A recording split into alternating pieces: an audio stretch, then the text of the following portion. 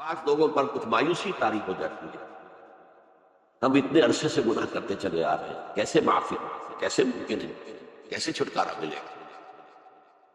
ایسے لوگوں کے لیے ان کے اطمینان کے لیے، ان کی دلجوئی کے لیے، ان کی تسلی کے لیے یہ آیت عظیم ترین آیات میں سے قرآن ہے۔ قل یا عبادی الذین اسرفوا علی انفسہم، اے نبی کہہ دیجئے اے میرے وہ بندو جنہوں نے اپنی جانوں پر ظلم کیا، ظلم اٹھایا، زیادتی۔ تم گناہ کرتے رہے ہو تو اپنی جان پر ظلم کیا، میرا تو کچھ نہیں بگڑا، اللہ تو غنی ہے، اس کی تو سلطنت میں کوئی کمی نہیں آتی۔ ایک حدیث قدسی میں الفاظ آئے ہیں، میرے بندو اگر تم سب کے سب، اولکم و آخرکم و انسکم و جنکم، تمام انس و جن اور اولین سے لے کر آخرین تک کسی بدترین انسان جیسے فاسق و فاجر ہو جائیں، سب ابلیس بن جائیں، تب بھی میری سلطنت میں کوئی کمی نہیں۔ اور اگر تم سب کے سب اولین و آخرین انس اور جن سب مل کر جو متقی ترین انسان ہو سکتا ہے ویسے بن جاؤ، ابو بکر صدیق بن جاؤ، تب بھی میری سلطنت میں کوئی اضافہ نہیں۔ تو اللہ تعالیٰ کا تو کچھ بگڑتا نہیں ہے، انسان گناہ کرتا ہے تو اپنا نقصان۔ قل یا عبادی الذین اسرفوا علی انفسہم، کہہ دیجئے اے نبی، اے میرے وہ بندو جنہوں نے اپنی جانوں پر ظلم کیا ہے، ستم کیا ہے، ظلم اٹھایا ہے، لا تقنطوا من رحمت اللہ۔ میں آج بعض حدیثیں اس موضوع پر آپ کو سناؤں گا، عجیب چشم کشا حدیثیں۔ میں نے چونکہ اس موضوع پر گفتگو کرنی تھی تو میں نے کچھ اس مرتبہ احادیث کا تفحص کیا، تو واقعہ یہ ہے کہ بعض احادیث پڑھ کر خود میری جو ہے میرے علم میں اضافہ ہوا، ادھر میری توجہ آج تک نہیں گئی تھی۔ لا تقنطوا من رحمت اللہ، اللہ کی رحمت سے مایوس مت، ان اللہ یغفر الذنوب جميعا، اللہ تعالیٰ تمام کے تمام گناہ معاف کرتا ہے۔ اللہ تعالیٰ کی قدرت ہے، اللہ کا اختیار ہے، اللہ کا فیصلہ ہے، لہذا مایوس نہ، اصلاح۔ احادیث میں بعد میں آپ کو سناؤں گا، اس سے پہلے اس کا فلسفہ سمجھ لیجیے اصل میں کیا۔ دیکھیے، ایک ہے طبیعی اعمال، فزیکل، ان کا ہم دنیا میں اصول یہ دیکھتے ہیں کہ اس کے نتائج لازم ہیں اور ان سے چھٹکارا نہیں مل سکتا۔ آپ نے سنکھیا کھایا تو مریں گے، چائے کھانے کے بعد آپ نے خودکشی کا ارادہ کیا، سنکھیا کھا لیا، اب چاہے آپ پر ندامت ہو، پشیمانی ہو، پریشانی ہو، توبہ کریں، بچنے کا کوئی سوال نہیں، مرنا ہی مرنا۔ یہ کہ اللہ تعالیٰ جو ہے اپنی معجزانہ کسی قدرت سے اس عمل کا جو طبعی نتیجہ ہے اس کو نکلنے سے روک۔ آگ کی فطرت ہے کہ وہ جلاتی ہے، اللہ کے حکم کے تحت حضرت ابراہیم کو اس نے نہیں جلایا، یا نار کونی بردن وسلام علی ابراہیم، لیکن یہ ہمیشہ نہیں ہوتا، یہ تو ایک دفعہ ہو گیا بس۔ اللہ جب چاہے اب بھی کر سکتا ہے، لیکن یہ روز روز نہیں ہوتا۔ روز روز جو بھی فزیکل لاز ہے وہ چل رہے ہیں، اگر وہ نہ چلے تو کوئی سائنس پاسبل ہی نہ ہو، کوئی ٹیکنالوجی ممکن ہی نہ ہو۔ یہ تو ان فزیکل کیمیکل لاز جو ہے ان کا دوام ہے، جس کی وجہ سے یہ ساری سائنس اور ٹیکنالوجی اب کہاں سے کہاں پہنچ رہی ہے کہ عروج آدم خاکی سے انجم سے ہمیں جاتے ہیں کہ یہ ٹوٹا ہوا تارا کہیں وہی کا عامل نہ بن جائے۔ تو یہ توبہ جو ہے فزیکل اعمال میں مفید نہیں ہے، چاہے آپ پر یہ احساس کیا کر بیٹھا، کیا میں نے کیا، کیوں میں نے کھا لیا، یہ سم کیا، تو توبہ سے نہیں۔ جو اخلاقی اعمال ہے ان کا قانون یہ نہیں ہے، اخلاقی اعمال کے نتائج ختم ہو جاتے ہیں توبہ کے ساتھ۔ یہ ایک بہت بڑا ایسا نہیں ہے کہ کسی گناہ سے انسان کی فطرت میں کوئی ایسی مستقل کجی واقع ہو جائے کہ جس کی اصلاح کی کوئی صورت ہی نہیں۔ بڑے سے بڑے توبہ کرو، خلوص دل سے کرو، جو اس کے اصول ہیں، جو اس کے قواعد ہیں، جو اس کے ضوابط ہیں، جو اس کی شرائط کو پورا کرو۔ تو بڑے سے بڑے، برے سے برے اعمال، میں حدیثیں آج آپ کو سناؤں گا، حیران، کیونکہ عام طور پر یہی ہوتا ہے کہ مباحث میں چونکہ لوگوں کو اصلاح کی ترغیب دلانی ہوتی ہے تو وہ جو انذار کا پہلو ہے اسے زیادہ نمایاں کیا ہے۔ اللہ کی طرف سے شدید ذو انتقام، اللہ انتقام دے گا، اللہ سزا دے گا، لیکن یہ دوسرا پہلو جو ہے وہ بھی اپنی جگہ پر بہت اہمیت کا کہ طبیعی اعمال کے نتائج اور عواقب اور اخلاقی اعمال کے نتائج و عواقب یہ ایک جیسے نہیں ہیں۔ اب اس معاملے میں تاریخ مذاہب عالم میں جو بہت بڑی غلطی ہوئی، بہت بڑی تورات میں حضرت آدم اور حوا علیہ السلام سے جو غلطی اور خطا ہو گئی تھی، آپ اندازہ کیجیے کیا مقام اللہ نے عطا کیا تھا، سارے فرشتوں کو ان کے سامنے سجدہ کروا دیا تھا، اور ایک ہی حکم تو دیا تھا نا کہ اس درخت کے قریب نہ جانا، اور تو ابھی کوئی شریعت نہیں تھی، کوئی لمبے چوڑے احکام نہیں تھے، کھاؤ جہاں سے چاہو، اس ایک درخت کے پیچھے باغ میں وَلَا تَقْرَبَا هَٰذِهِ الشَّجَرَةَ فَتَكُونَا مِنَ الظَّالِمِينَ، اور وہی کام کر بیٹھے حضرت آدم اور حضرت حوا علیہ السلام۔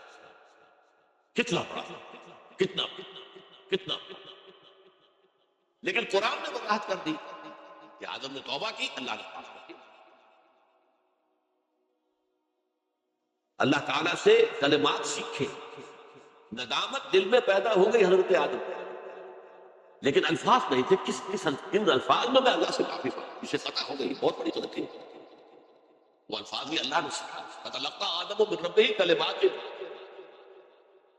یہ ہے جس میں کہ علامہ اقبال کا ایک شعر ہے ان کے نوجوانی کے دور کا، جس پر اب میں بھول رہا ہوں کہ داغ دہلوی تھے یا کوئی اور تھے کہ جنہوں نے علامہ سے کہا تھا میاں اس عمر میں، اور یہ شعر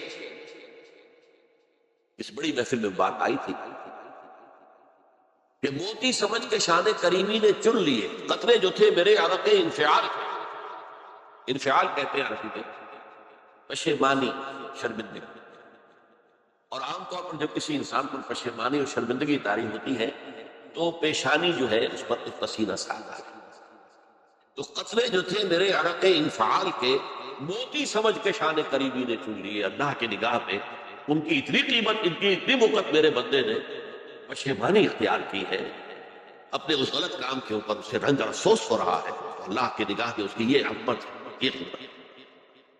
تو اللہ تعالیٰ نے جب حضرت آدم کے دل میں وہ پشیمانی پیدا ہو تو الفاظ نہیں تھے، کن الفاظ میں؟ ہم کہتے ہیں نا کہ مجھے سمجھ نہیں آ رہا کہ میں کس منہ سے آپ سے بات کروں، میری یہ حیثیت نہیں ہے، میں کن الفاظ میں اپنی جو ہے خطا کا اعتراف، تو اللہ نے وہ کلمات خود سکھا دیے، فَتَلَقَّىٰ آدَمُ مِن رَبِّهِ كَلِمَاتٍ فَتَابَ عَلَيْهِ إِنَّهُ هُوَ التَّوَّابُ الرَّحِيمُ۔ یہ چیز کہیں تورات جب دوبارہ مرتب ہوئی ہے تو وہ نکل گئی، اس میں رہ گئی، باقی اس میں شامل ہے۔ یہ تاریخی اعتبار سے جان لیجئے، تورات جو ہے وہ آج سے 2500 بلکہ 2600 برس قبل سے دنیا سے غائب ہے۔ یہ تورات کا جو نسخہ تھا یروشلم میں 587 قبل مسیح میں جب نبوکدنضر نے، شاید آج کل آپ دیکھ رہے ہیں کہ عراق کی جنگ میں عراق کے جو خاص ڈویژنز ہیں عراقیوں کے، ریپبلکن گارڈز کے، ان میں سے ایک کا نام جو ہے وہ نبوکدنضر ڈویژن، ایک کا حمورابی ڈویژن۔ حمورابی جو ہے عراق کا بہت پرانا بادشاہ تھا اور تاریخ انسانی میں سب سے پہلا قانون اس نے مرتب، حمورابی، یہ بہت پرانی تہذیب ہے، دنیا کی غالباً سب سے زیادہ اینشنٹ تہذیب جو ہے وہ عراق میں، حضرت ابراہیم یہی پیدا ہوئے، شہر عرف۔ تو نبوکدنضر نے جب تباہ کیا تھا یروشلم کو، 6 لاکھ آدمیوں کو قتل کیا اور 6 لاکھ کو قیدی بنا کر لے گیا بیبیلونیا، بابل کا لفظ بھی آج کل آ رہا، کسی زمانے میں وہ عظیم شہر تھا دنیا کا، وہ معمولی سا شہر رہ گیا، نئے شہر بڑھ گئے۔ تو اس وقت سے اس نے جب یروشلم میں جو ہیکل سلیمانی حضرت سلیمان کی بنائی ہوئی مسجد تھی اس کو جب گرایا، اس کے بعد سے وہیں پر وہ نسخہ رکھا ہوا ہے، پھر دنیا میں وہ نسخہ یہودیوں کا کہنا ہے کہ موجود ہے مسجد اقصی کے نیچے، وہ جب اس نے گرایا تھا تو جو نیچے تہخانے تھے وہ نہیں گرے تھے، وہ محفوظ رہے تھے، اوپر ملبہ آ گیا، اور وہیں پر وہ تورات اور وہ تابوت سکینت جس میں حضرت موسیٰ کا عصا بھی رکھا ہوا ہے اور بہت سے وہ من اور سلوہ کے بھی نمونے رکھے ہوئے ہیں، وہ تابوت سکینہ اس کا قرآن مجید میں سورہ بقرہ میں ذکر ہے، وہ بھی موجود ہے، اور جو ربائی وہاں اس وقت تھے ان کے علماء، ان کی لاشیں بھی وہاں پڑی ہوئی ہیں، وہ جب ہم کھدائی کریں گے تو دنیا میں سامنے۔ لیکن بہرحال اس وقت جو مجھے کہنا تھا وہ یہ کہ چونکہ اصل تورات اس وقت گم ہو گئی، 150 سال کے بعد اسے پھر یادداشتوں سے کچھ مرتب کیا گیا تو اس میں غلطیاں پیدا ہوئی. اب انسانی یادداشت کا معاملہ آ گیا. انہی میں سے ایک بڑی غلطی یہ ہوئی، اومیشن یہ ہوئی کہ حضرت آدم نے جو توبہ کی اور اللہ نے قبول فرما لیا، اس کا ذکر اس میں نہیں. اس سے نتیجہ عیسائیوں نے کیا اختیار کیا کہ وہ اوریجنل سن کہتے ہیں اسے، وہ جو ابتدائی گناہ تھا عظیم جو ہمارے جد امجد آدم سے سرزد ہوا تھا، اس گناہ کا اثر جو بھی بچہ نسل آدم میں پیدا ہوتا ہے وہ لے کر آتا ہے. یہ زمین و آسمان کا فرق ہے. اسلام کے نزدیک ہر بچہ جو پیدا ہوتا ہے وہ معصوم بلکہ مسلم ہے. کل مولود یولد علی الفطرہ، جو بھی بچہ پیدا ہوتا ہے وہ فطرت اسلام پر پیدا ہوتا ہے. وَأَبَوَاهُ يُهَوِّدَانِهِ أَوْ يُمَجِّسَانِهِ أَوْ يُنَصِّرَانِهِ، یہ تو والدین ہیں اس کے جو اسے مجوسی یا عیسائی یا یہودی بنا لیتے ہیں، ورنہ وہ تو مسلمان ہو فطرت کی تین سیکھ لے کر. عیسائی کہتی ہیں ہر انسان جو پیدا ہوتا ہے بنیادی طور پر گناہگار ہے، اپنے جد امجد کے گناہ کا بوجھ لے کر آ. اب اس کا علاج انہوں نے پھر کیا تجویز کیا، یہ ہے کہ ایک غلطی پر دوسری غلطی اور دوسری پر تیسری غلطی. خشت اول چون حد بیمار کا تاثریہ بھی ربط دیوار کا. اب اللہ نے جب دیکھا آپ کو ہر بندہ جو ہے آدم کی اولاد کا بنیادی طور پر پیدائشی طور پر گناہ گار ہے، تو اب کیا کیا جائے؟ تو اللہ نے اپنا اکلوتا بیٹا، صلبی بیٹا، مسیح یسوع اسے زمین پر بھیجا.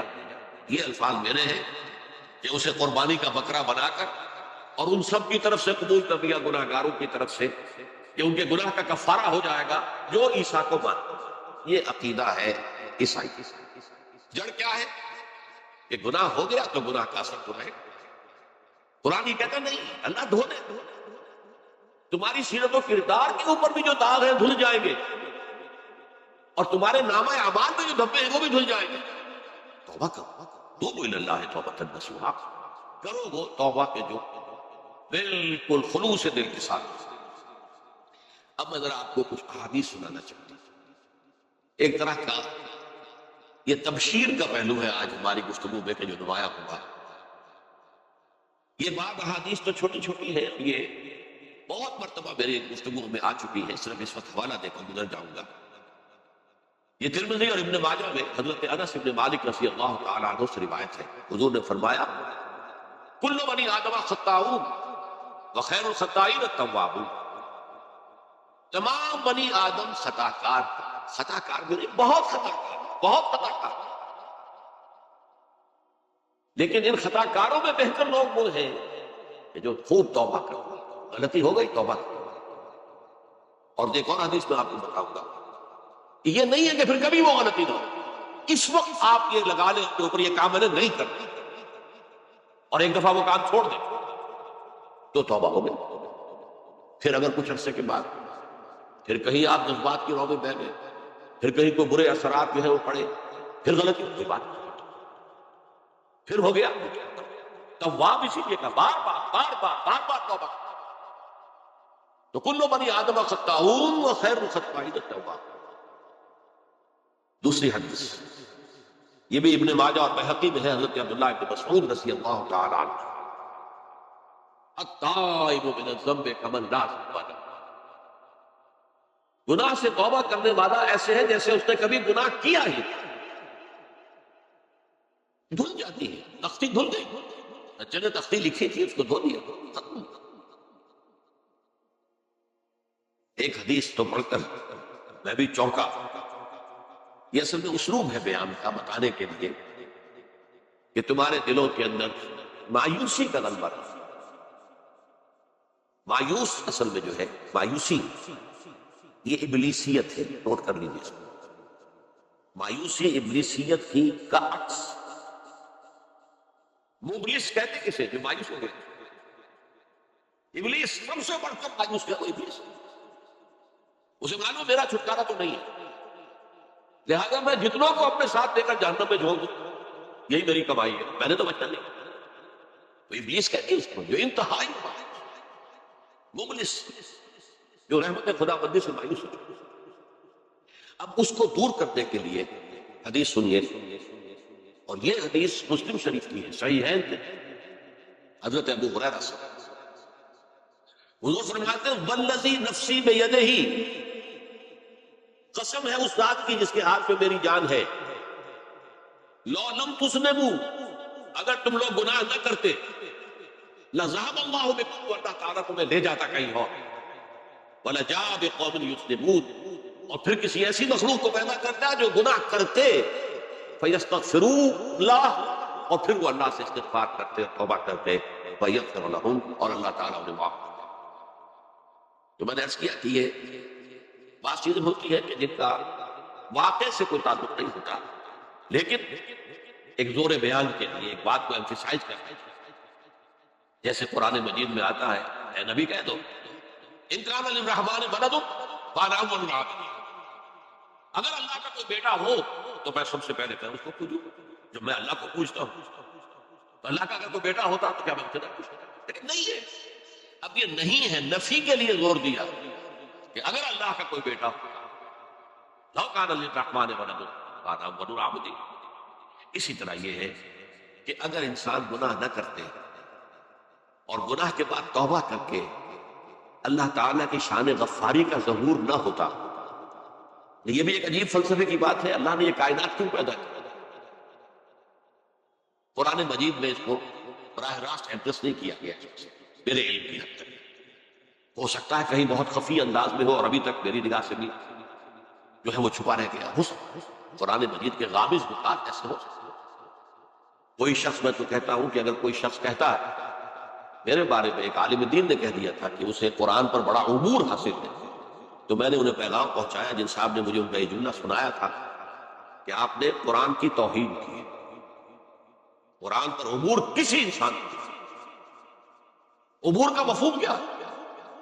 دریا کے دو کنارے ہیں، آپ اس کنارے سے اس کنارے چلے گئے تو آپ نے عبور کیا دریا، قرآن کے کنارے ہے ہی نہیں، لا پیدا کنار۔ لہذا یہ کہہ دینا کسی کے بارے میں کہ قرآن مجید، اب انہوں نے تو ایک طرح سے میری تعریف کی تھی، میرے ایک ساتھی سے جملہ کہا تھا، ان کے وہ عزیز تھے، تو گویا کہ وہ جو میری تنظیم میں تھے ان کو خوش کرنے کے لیے کہہ دیا ہو، یا جو بھی ہو، ان کے دلی جذبات ہو سکتا کہ میں نے کہا انہیں یہ پیغام پہنچا دیجیے، آپ نے قرآن کی توہین کی، قرآن پر عبور کیسے ہو سکتا؟ نہ معلوم کتنے مقامات ہیں جہاں امام راضی بھی کھڑے ہوئے ایسے نظر آتے ہیں، دہشت زدہ، اعلم من هذا المقام مقام غامض محیط عمیق، ہوشیار کے رہ مردم تیغ قدم رہا، ہوشیار ہو جاؤ، یہ بڑا خطرناک مقام ہے، بہت مشکل مقام، اس کی تہ تک پہنچنا کسی کے لیے ممکن نہیں ہے۔ سورہ حدید کی آیت هو الاول والآخر والظاہر والباطن پر یہ الفاظ ہیں جو امام راضی نے کہا۔ تو اس لیے میں آپ سے عرض کرتا ہوں کہ یہ کہنے کا انداز ہے، والذی نفسی بیدہ لو لم تذنبوا، اس ہستی کی قسم جس کے ہاتھ میں میری جان ہے، اگر تم گناہ نہ کرتے، تو میں عرض کر رہا تھا تو اللہ کی شان غفاری کیسے ظاہر ہوتی ہے؟ اللہ نے کائنات کیوں پیدا کی؟ کنت کنزا مخفیا فاحببت ان اعرف فخلقت الخلق۔ محدثین کرام اگرچہ اس حدیث کی سند کو پختہ نہیں مانتے، لیکن اکثر مفسرین نے اس کو تسلیم کیا ہے، علامہ آلوسی نے تسلیم کی کہ میں ایک چھپے ہوئے خزانے کے مانند تھا، اب خزانہ کہیں پڑا ہے، اس کا کیا حاصل کیا ہے؟ وہ تو کہیں کھلے کسی کے پاس جائے کوئی اسے فائدہ اٹھائے تب تو فائدہ ہوا۔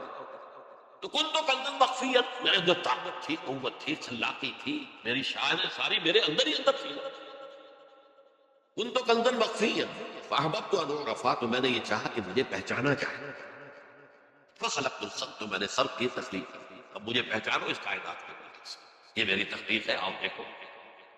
ایک مصور اپنی تصویروں کی نمائش لگا، دیکھو میرے شاہکار، آؤ دیکھو، یہ میرے فن کے کمال کے نمونے، آؤ دیکھو۔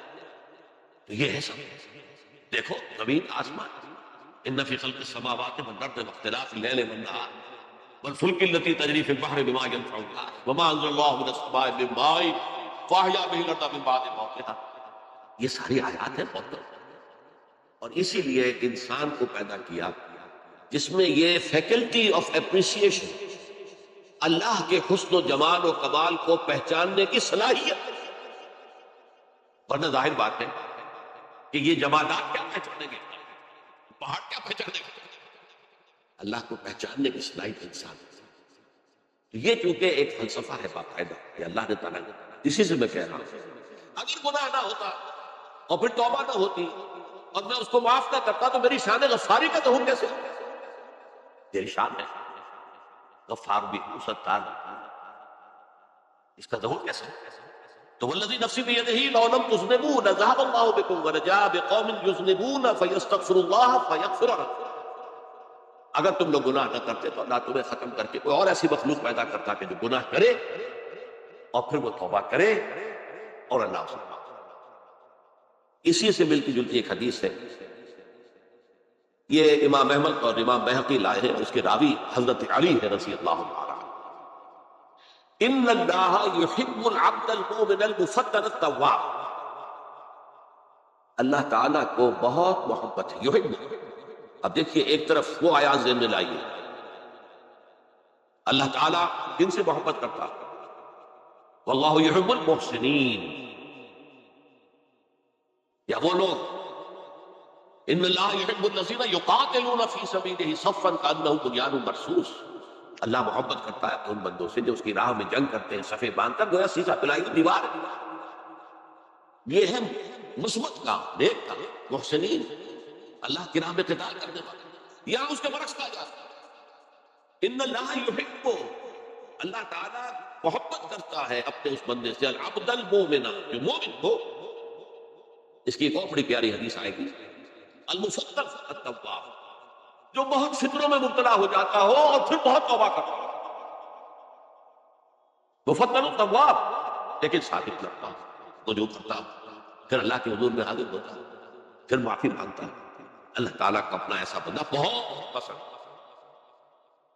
اب میں کچھ اور حدیثیں آپ کو سنا رہا ہوں۔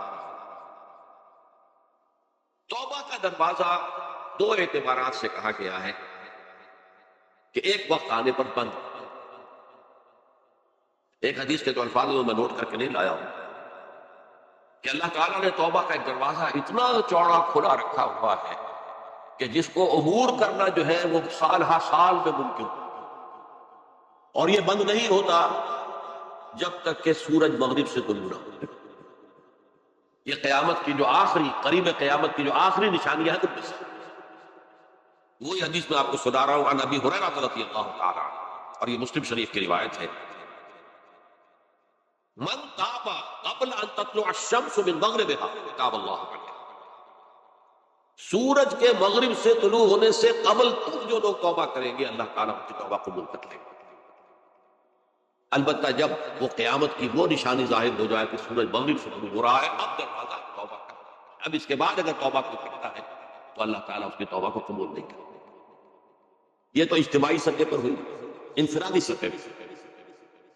عن عبداللہ بن عمر رضی اللہ تعالی عنہ عن النبی صلی اللہ علیہ وسلم قال ان اللہ عز وجل یقبل توبۃ العبد ما لم یغرغر، یہ ترمذی میں ہے حضرت عبداللہ ابن عمر رضی اللہ تعالی عنہ سے کہ اللہ تعالیٰ اپنے بندے کی توبہ قبول کرتا ہے جب تک کہ وہ، جسے ہم کہتے ہیں گھنگرو نہ بولنے لگے حلق کے اندر، جبکہ نزع، عالم نزع، اور جان جو ہے وہ آتا پھر یہاں اٹکتی ہے، تو اس وقت تک دروازہ کھلا توبہ۔ لیکن جب یہ شکل ہو گئی تو دروازہ، یہ انفرادی سطح پر ہو گیا، جب آپ کے موت کے آثار اتنے واضح ہو گئے کہ اب جا رہے ہیں، اب توبہ کریں گے تو اب توبہ قبول نہیں۔ اجتماعی سطح پر جب قیامت جو ہے اس کی وہ گھڑی آ گئی کہ سورج مغرب سے طلوع ہو گیا، اب توبہ کا دروازہ۔ ایک اور حدیث ہے جو میں نے بہت مرتبہ اس کا ترجمہ تو آپ کو بہت دفعہ سنایا ہے، آج میں چاہتا ہوں اس کو پورے متن کے ساتھ آپ کے سامنے۔ یہ حضرت انس بن مالک رضی اللہ تعالیٰ عنہ سے مروی روایت ہے، جو حضور کے خادم خاص تھے، اور یہ متفق علیہ بھی ہے، یعنی بخاری میں بھی ہے، مسلم میں بھی ہے، لیکن تھوڑا سا فرق ہے الفاظ کا۔ تو جو مسلم شریف کی روایت ہے اس کے الفاظ کیا ہیں؟ للہ اشد فرحا بتوبۃ عبدہ حین یتوب الیہ، جان لو اللہ تعالیٰ کو زیادہ خوشی ہوتی ہے اپنے کسی گناہ گار بندے کی توبہ سے جبکہ وہ توبہ کرتا ہے۔ کس سے زیادہ ہوتی ہے؟ اس کی ایک تمثیل، من احدکم، ایک ایسے شخص سے بھی زیادہ بڑھ کر خوشی ہوتی ہے، کان علی راحلتہ بارض الفلات، کہ جو بہت ہی دور دراز کے سنسان علاقے میں سفر کر رہا تھا. فانتہرفت منہ، اس کی سواری جو ہے وعلیہا طعامہ وشرابہ، اسی پر اس کا کھانا بھی تھا اور پانی بھی تھا. اونٹنی پر سفر کر رہا تھا، اسی پر ہوتا ہے راحلہ جو ہے راستے کا سامان. اچانک کہیں بیٹھا ہے تھوڑی دیر کے لیے سستانے کے لیے، کہیں اونٹ آ گئی اور اونٹنی صاحب آئی. اب آنکھ کھلی اور اس نے دیکھا، فَأَيَّسَ مِنْهُ، تلاش کر کر کے مایوس ہو گیا، کہیں اونٹنی کا سراغ. اب ظاہر بات ہے کسی صحرا میں یہ کیفیت، اس کا مطلب کیا ہے؟ یقینی موت. فَأَتَى شَجَرَةً فَاسْتَجَعَ فِي ظِلِّهَا وَقَدْ أَيَسَ مِنْ رَاحِلَتِهِ، تو وہ ایک درخت کے نیچے اس کے سائے میں آ کے لیٹ گیا، گویا کہ موت کی امید. فَبَيْنَهُمَا وَهُوَ كَذَلِكَ إِذْ هُوَ بِهَا قَائِمَةٌ، اس کی کہیں دوبارہ آنکھ لگی ہے، جو کھولا تو دیکھا گھنٹی تو موجود ہے کھڑی، تو وہ فوراً اس کی وہ جو رسی ہے وہ پکڑتا ہے. فَأَخَذَ بِخِتَامِهَا ثُمَّ قَالَ مِنْ شِدَّةِ الْفَرْقِ، اب جو اسے مسرت ہوئی اس کا آپ اندازہ کر سکتے ہیں. ایک یقینی موت کا معاملہ آ چکا تھا اور اچانک اللہ تعالیٰ نے کوئی ہوئی اونٹنی جو ہے وہ واپس دینا. تو وہ کہنا تو یہ چاہتا تھا اللہ تو میرا رب ہے، میں تیرا بندہ ہوں، لیکن جسے ہم کہتے ہیں کہ خوشی کی انتہا فرد مسرت میں ایسی زبان لڑکھڑائی، اس نے کہا اللہم انت عبدی وانا ربک، اے اللہ تو میرا بندہ ہے میں تیرا رب. یہ کیا ہے؟ فرد مسرت، جسے آپ خوشی کی انتہا، کہ جس میں انسان جو ہے اتنی بڑی خطا کرتا ہے. اللہ کو اپنے کسی گناہ گار بندے کی توبہ سے اس سے بھی زیادہ. اب ظاہر بات ہے کہ تماثیل کس لیے؟ بعض حقائق اتنے لطیف ہوتے ہیں کہ ان کو بیان نہیں کیا جا سکتا بتمام کمال، تو مثالوں کا سہارا ہے. اللہ کو کتنی خوشی ہوتی کیا سمجھیں گے؟ لہذا یہ مثال تو سمجھ میں آ گئی نا کہ ایک لقدق صحرا میں انسان سفر کر رہا تھا، ایک ہی اونٹنی ہے، اسی پر اس کا پانی ہے، اسی پر اس کا کھانا ہے، اور کہیں ٹھہرا ہے تھوڑی دیر کے لیے، اونٹنی غائب، اور اس کے بعد تلاش کر کے شمال مغرب جنوب ہر جگہ دیکھ لیا، اب تک کہیں اونٹنی کا سراغ نہیں. اب موت کے انتظار میں کہ اچانک دیکھتا ہے کہ اونٹنی مر گئی. تو وہ اس شدت فرح میں یہ کہہ بیٹھتا ہے اللہم انت رب انت عبدی وانا ربک انا للہ و انا الیہ راجعون. اب دیکھیے ایک حدیث وہ آ رہی ہے اور اس کو یوں سمجھیے، اللہ تعالیٰ نے جو انسان پیدا کیے ہیں ان کے مزاج مختلف. ان میں کچھ لوگ ہوتے ہیں جو قوی ہوتے ہیں ارادے کا، جو فیصلہ کر لیا. کچھ لوگوں میں وہ قوت ارادی اتنی مضبوط نہیں ہوتی، وہ ادھر ادھر سوچتے رہتے ہیں. کچھ لوگ جسمانی طور پر بہت توانا ہوتے ہیں، کچھ لوگ جسمانی طور پر پیدائشی طور پر کمزور ہوتے ہیں. تو اگر کوئی قوت ارادی کمزور رکھنے والا شخص ہے، وہ بھی تو اللہ کی تخلیق ہے، اللہ کا بندہ ہے، خطاؤں کا ظہور ہوتا ہے، توبہ کرتا ہے، پھر کچھ عرصے کے بعد پھر خطا کا ظہور ہو جاتا ہے، پھر توبہ کرتا ہے. تو ہم تو یہ سمجھیں گے کہ ایک حد کے بعد پھر اس کی توبہ قبول نہیں ہوتی. لیکن حدیث سنیے، وعن ابی ہریرہ رضی اللہ تعالی عنہ قال قال رسول اللہ صلی اللہ علیہ وسلم ان عبدا اذنب ذنبا، یقیناً ایک بندہ جو ہے وہ ایک گناہ کرتا ہے.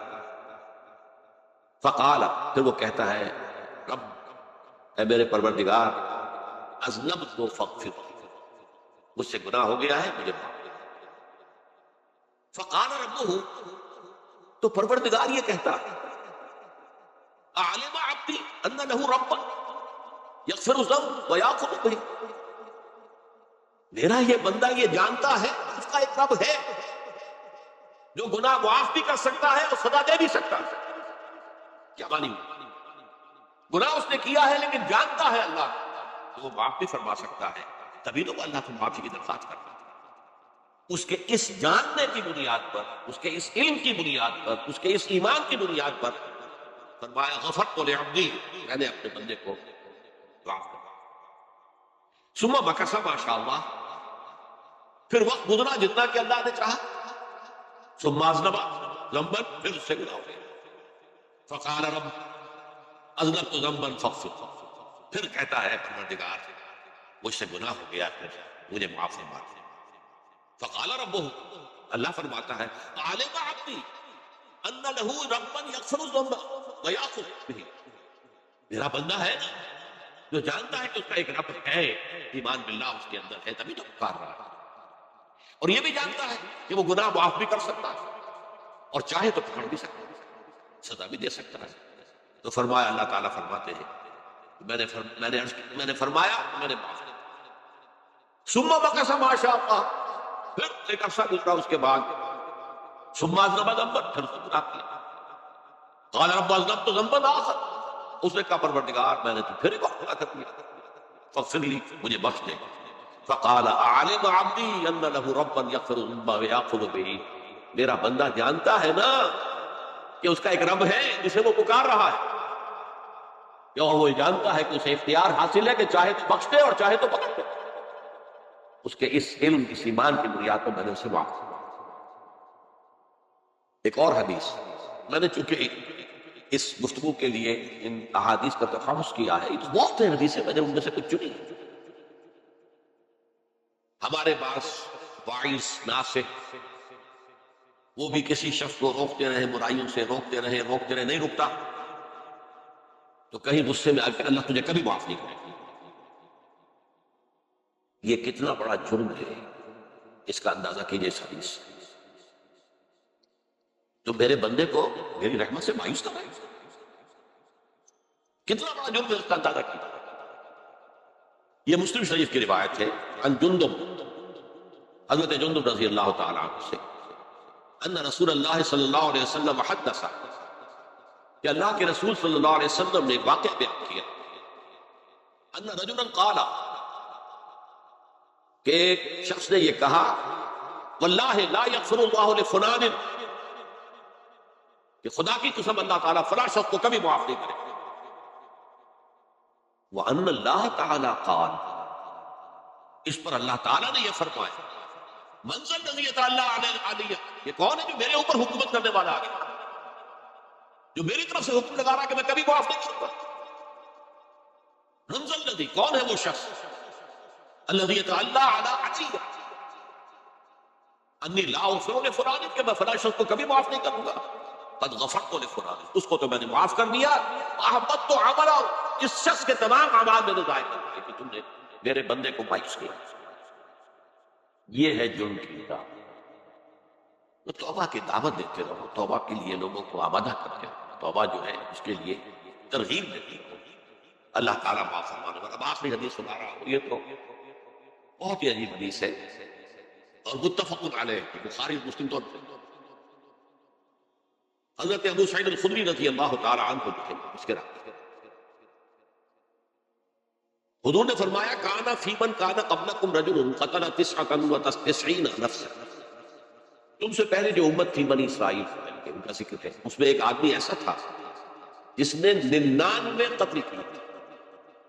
اب آپ اندازہ کیجئے کتنا بڑا گناہ کبیرہ ہے قتل۔ قرآن مجید میں آتا ہے وَكَأَنَّمَا قَتَلَ النَّاسَ جَمِيعًا، اگر ایک انسان کو بھی ناحق قتل کر دیا گیا تو یہ ایسی ہے گویا کہ اس نے پوری نوع انسانی کو قتل کیا، اس نے 99 قتل کیا۔ فَهَلْ لَهُ مِن تَوْبَةٍ، پھر اس کے بعد یہ ہوا کہ اس کے اندر توبہ کا جذبہ پیدا ہوا۔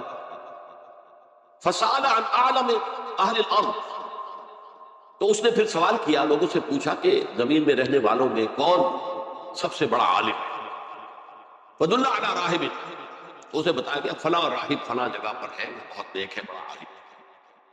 فَأَتَاهُ، وہ اس کے پاس آیا، فَقَالَ أَنَّهُ قَتَلَ 99 نَفْسًا فَهَلْ لَهُ مِن تَوْبَةٍ، انہوں نے کہا دیکھیے راہب صاحب، میں نے 99 انسان قتل کیا، اب مجھے یہ بتائیے کہ میرے لیے توبہ کا کوئی امکان ہے؟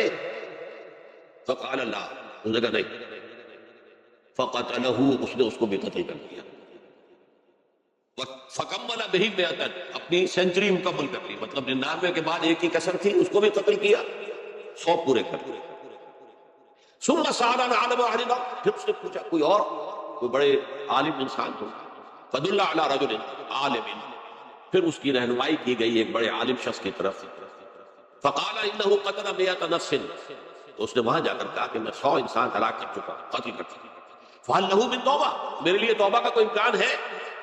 فَقَالَ نَعَمْ، کیوں نہیں، 100 قتل کیے تب بھی کیا توبہ کا راستہ کھولا، معلوم یغرغر، جب تک کہ وہ گھنگرو نہیں بج رہا اس وقت تک تمہارے توبہ کا دروازہ کھلا ہوتا ہے۔ فرمایا نعم وَمَن يَكُونُ بَيْنَهُ وَبَيْنَ التَّوْبَةِ، تمہاری توبہ کے درمیان اور تمہارے درمیان کون ہے جو ہو سکتا ہے؟ توبہ کا دروازہ کھلا، لیکن ساتھ ہی کہا انطلق الی ارض کذا وکذا، اب تم ایسے کرو جہاں تم رہتے ہو وہاں نہ جاؤ واپس، وہاں کا ماحول اچھا نہیں، معاشرہ اچھا نہیں، ہو سکتا ہے کہ تم توبہ پر قائم نہ رہ سکو، تم فلاں جگہ چلے جاؤ وہاں اچھے لوگ آباد ہیں ان میں جا کے رہو، فإن بها أناسا يعبدون الله تعالی، وہاں ایسے لوگ آباد ہیں جو اللہ کی بندگی کرتے ہیں، فاعبد اللہ معهم، تو تم ان کے ساتھ مل کر اللہ کی بندگی اور پرستش کرو، ولا ترجع الى ارض، اپنی زمین کی طرف اپنے وطن میں واپس بن جاؤ، فإنها ارض سوء، وہ بری جگہ، فانطلق، تو وہ چل پڑا، ہجرت کر رہا ہے، اس جگہ جا رہا ہے جہاں کا راہب نے بتایا تھا، حتی اذا نصف الطریق، آدھا راستہ اس نے پورا کر لیا، اتاہ الموت، موت فاختصمت فیہ ملائکۃ الرحمۃ و ملائکۃ العذاب، اب وہ جہنم کے فرشتے بھی آ گئے اس کی جان قبض کرنے کو اور جنت کے بھی آ گئے، فقالت ملائکۃ الرحمۃ، رحمت والے جو فرشتے ہیں جنت والے، انہوں نے کہا جاء تائبا مقبلا بقلبہ للہ تعالی، یہ شخص توبہ کر کے اللہ تعالیٰ کی طرف ہجرت کر رہا تھا، اس لیے اس کی نیت کی بنیاد پر کوئی جنتی ہے، لہذا اس کی روح ہم قبض۔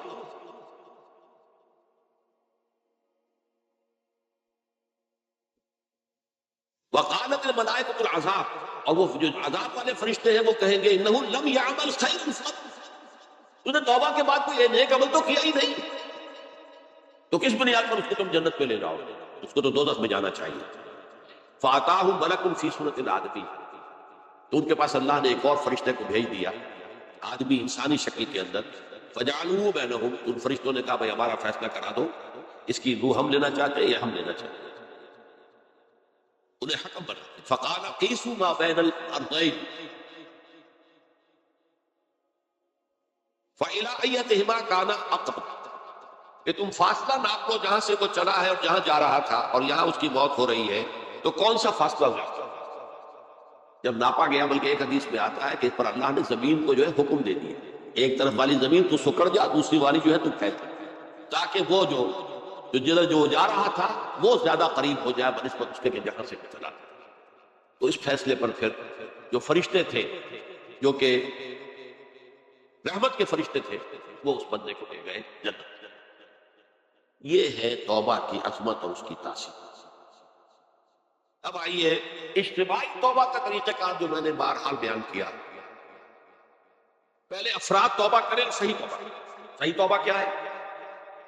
ہماری زندگیوں میں کوئی حرام شے ہے فوراً نکال پائے، ہماری معاشرت اور اس معاشرے میں رہتے ہوئے جو قانون ہے جس کے ہم پابند ہیں، ہم کسی زانی کو رجم نہیں کر سکتے، ناممکن ہے، یہ تو قانون ہی بنے گا تب ہوگا۔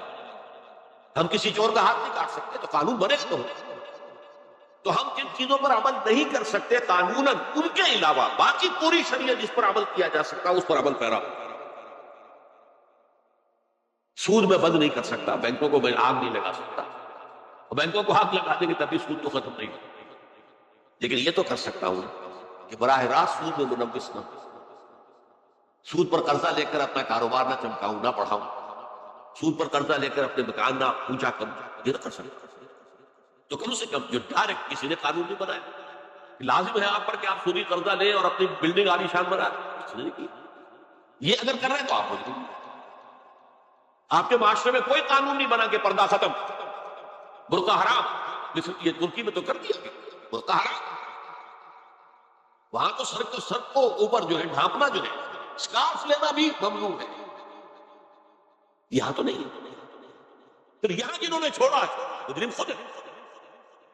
یہاں تو اللہ کا شکر ہے کوئی ایسا مصطفیٰ کمال پیدا آج تک نہیں ہوا ہے کہ جس نے ان چیزوں کا حکم دیا۔ ہاں ترغیب ہے، ذرائع ابلاغ کے ذریعے سے، فحاشی ہے، اریانی ہے، لیکن چوز آپ کو کرتے، فیصلے کا اختیار آپ کا۔ تو جن چیزوں کے اندر بھی گناہ سے بچنے کا امکان ہے اس کو عملاً ترک کیا جائے، اور نمبر 2 عزم مصمم کر لیا جائے کہ اللہ اب بقیہ زندگی جتنی بھی ہے اس میں اپنی توانائیاں، اپنی قوتیں، اپنی صلاحیتیں صرف کروں گا تیرے دین کی تبلیغ اور تیرے دین کے قائم کرنے کی جدوجہد۔ عزم مصمم۔ یہ لوگ اگر 14 کروڑ میں 14 لاکھ بھی ہو جائیں، بہرحال 2-4 کی توبہ کرنے سے ملک کی قسمت نہیں بدلتی۔ محترمہ تعداد کے اندر جو ہے یہ لوگ اگر ایسے ہو جائیں، اور پھر یہ کہ وہ مل کر اگر زور لگائیں، واقعتاً اس ملک کے اندر شریعت اسلامی کا نفاذ ہو سکتا ہے، اللہ کا نظام قائم کیا جا سکتا ہے۔ یہ ملک بنایا اسی لیے بھی۔ تو یہ توبہ کا جو ہے اجتماعی توبہ کا یہ پوری تفصیل تو میں بارہا بیان کر چکا ہوں۔ آج جو میں نے کہا تھا کہ ایک بات کی طرف میرا ذہن حالیہ منتقل، اس سے پہلے نہیں، یہ توبہ کرنے والے لوگ جب تک 14 لاکھ نہیں، 1400 ہی ہو، لیکن یہ اگر دعا کریں گے اللہ تعالیٰ کے خلوص کے ساتھ تو ان کی دعا قبول ہوگی۔ دعا بہت بڑی ہے، اب دعا مخل عبادت، ٹھیک ہے، بڑا لمبا راستہ لگتا ہے یہ کہ 14 لاکھ انسان توبہ کرے، یا 2 لاکھ یا 3 لاکھ انسان توبہ کرے، صحیح معنی میں توبہ کرے، اور پھر وہ جمع ہوئے طاقت بنے، تن من دھن لگانے کے لیے، جانے دینے کے لیے تیار ہو جائے۔ تو لگتا ہے یہ کہ کافی لمبا کہ دراز و دور دیدم رہو رسم پاک سائی، یہ تو بڑا لمبا راستہ ہے۔ اسی سے لوگ کہتے ہیں کہ پھر کیا حل ہوا؟ تو حل جو ہے تو کوئی عملی حل تو نہیں ہے۔ اس میں میرا دیر منتقل ہوا ہے دعا، اجیب دعوت الداعی اذا دعان، اب من یجیب المضطر اذا دعا۔ بھلا وہ کون ہے جو کسی مضطر کسے کہتے ہیں؟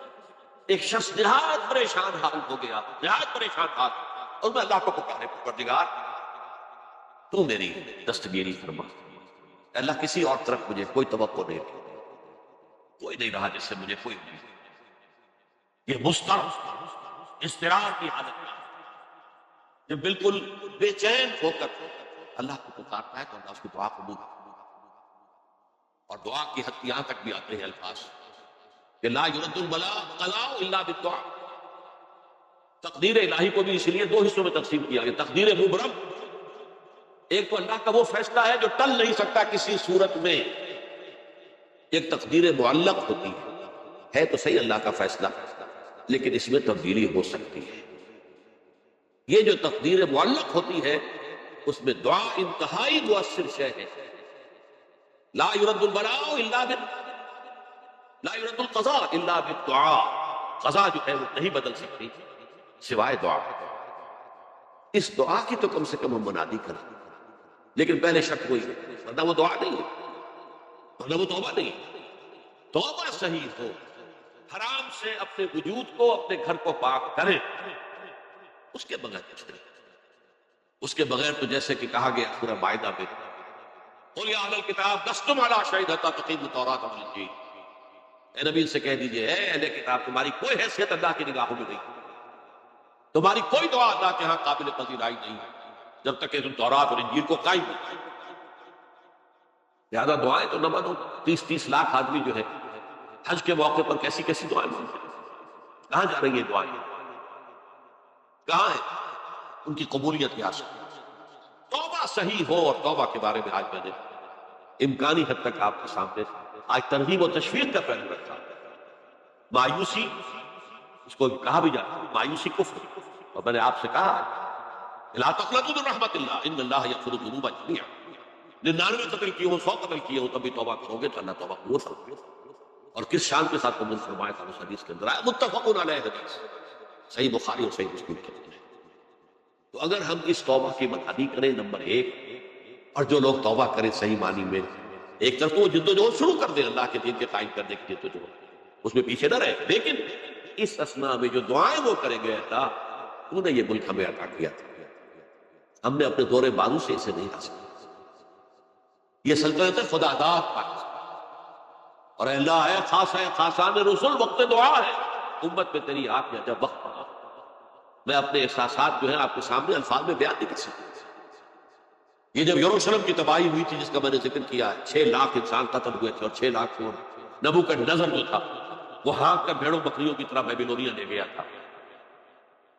اس سے پہلے کتنے ہی نبی اہل کتاب تھے، وہ کہتے رہے تھے کہ ہوش کرو، توبہ کر لو، بلکہ ایک جگہ کے الفاظ یہ ہیں، درخت کی جڑ پر کلہاڑا رکھا جا چکا ہے، اب بھی ہوش میں نہیں، ہوش میں نہیں۔ دنیا پرستی، جو بھی ان کے نفس پرستی جو بھی ان کے اوپر مسلط ہو چکی تھی، اس نے انہیں توبہ نہیں کی، تباہی و بربادی ہو گئی۔ آج ہماری نگاہوں کے سامنے عراق کے ساتھ کیا، بغیر اس کے کہ کوئی جرم ہو، بغیر اس کے ہم تو بڑے بڑے جرم کر چکے ہیں، ان کی نگاہ نان پرولیفریشن ٹریٹی جو ہے اس کے خلاف ہمارا عمل جا رہا ہے پوری دنیا کے اندر۔ ان کا کہ ہم اس کو ایٹمی صلاحیت کو نہیں پھیلنے دیں گے۔ وہ ایک خاص وقت میں افغانستان میں انہیں ہماری ضرورت تھی، اپنے اصل دشمن یو ایس ایس آر اپنے مقابل کی طاقت کو ختم کرنے کی، اس وقت انہوں نے اپنا مجرا پھیر لیا تھا، نہیں دیکھا تھا، اور ہمارے ہاں اللہ کی یہ رحمت آ گئی کہ ایٹمک صلاحیت بھی حاصل اور پوری دنیا میں۔ شاہ عبداللہ نے کہا تھا، پرنس عبداللہ نے، کہ یہ آپ کا نہیں ہے، یہ جو نواز شریف صاحب سے جب اس کا ہم نے دھماکہ کیا، یہ بم آپ کا نہیں ہے، یہ پوری امت مسلمہ کی۔